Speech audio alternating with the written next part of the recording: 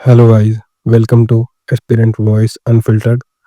तो जो top NCERTs हैं, जो भी यूपीएससी एस्पिरेंट या पीसीएस वाले स्टूडेंट को पता होनी चाहिए या मस्ट पढ़नी चाहिए, तो उनके बारे में बात करेंगे हम आज की वीडियो में। तो पहले इंपॉर्टेंट इन्फॉर्मेशन, जो ये चैनल है ये व्यूज़ के लिए नहीं है, प्योर सोल्यूशन के लिए है। जो भी एस्पिरेंट या स्टूडेंट फेस करता है और कंटेंट पूरा रॉ रहेगा, बिकॉज हम व्यूज़ के लिए वीडियोज़ नहीं बनाते। तो जो आज का टॉपिक है, टॉप के एनसीईआरटीज़।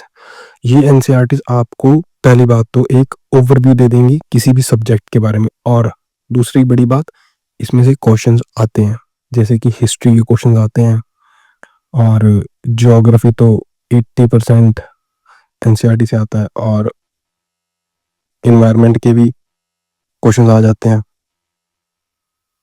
तो हम पहली एनसीईआरटी के बारे में बात करेंगे, जो कि है हिस्ट्री की। मैं रिकमेंड करूँगा मॉडर्न हिस्ट्री की जो एनसीईआरटी है वो नहीं पढ़नी चाहिए, क्योंकि आपको स्पेक्ट्रम पढ़नी पड़ेगी, उसमें से क्वेश्चन ज़्यादा आते हैं। तो हिस्ट्री की क्लास 12 की 2 एनसीईआरटीज़ हैं।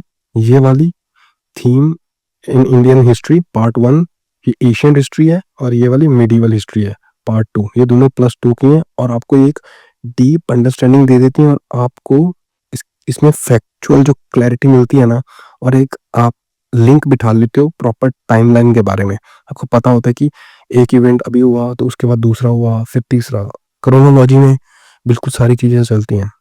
तो आप इसकी तरफ ज़रूर जाएं, और मस्ट रीड है ये। और उसके बाद मोस्ट मोस्ट मोस्ट इम्पॉर्टेंट, मैं तो स्टार लगा दूंगा 3 की, जिसमें से ज्योग्राफी 70 to 80% पूछते हैं। तो पहली क्लास 11th की मोस्ट इंपॉर्टेंट है फिजिकल ज्योग्राफी, फिर इंडियन फिजिकल इन्वायरमेंट, फिर ज्योग्राफी कह सकते हैं। ये नीचे वाली 2 ये +1 की है, मोस्ट इंपॉर्टेंट फिजिकल ज्योग्राफी और इंडियन ज्योग्राफी। और उसके बाद जो जो ये ऊपर वाली 2 हैं, इनमें से बेसिकली टर्मिनोलॉजी आती है, जो कि जैसे वर्ड पूछ लेते हैं, या अनएम्प्लॉयमेंट के बारे में, माइग्रेशन के बारे में जो रैंडम क्वेश्चंस आ जाते हैं। तो मोस्ट इंपॉर्टेंट ये नीचे वाली 2 हैं, ये तो बाय हार्ट आपको पढ़नी पड़ेंगी।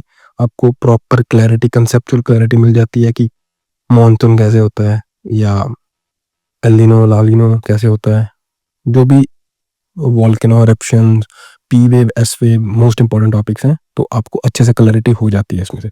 और पॉलिटी के लिए नो एनसीईआरटी, ओनली एक आप गैस करना, मैंने अल्फ़ाबेट बता दिया, कमेंट में ज़रूर, कमेंट डाउन में मुझे बताना कौन सी बुक के बारे में बात कर रहा हूँ पॉलिटी के लिए।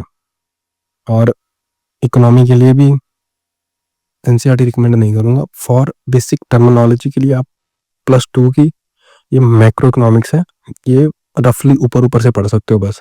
बाकी तो आपको पता है कि आपने क्या पढ़ना है, आपको तो टीचर्स हैं जो आपको मटेरियल प्रोवाइड कर सकते हैं। बट एनसीईआरटी में हमारी बात हो रही है, तो मैं बोलूँगा कि ये आप पढ़ सकते हो बेसिक अंडरस्टैंडिंग के लिए, ओवरव्यू, टर्मिनोलॉजी के लिए, अनएम्प्लॉयमेंट या ऐसे कुछ कोई भी टर्म्स होते हैं जैसे।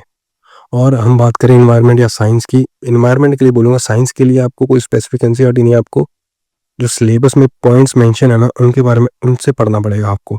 बट इन्वायरमेंट के लिए ये +2 की बायोलॉजी की है, और इकोलॉजी एंड इन्वायरमेंट की एक एंड वाली यूनिट है, मुझे प्रॉपर याद नहीं है कौन से 12th है, I don't know, but and वाले 3 से 4 चैप्टर्स हैं, आपको वो पढ़ने हैं।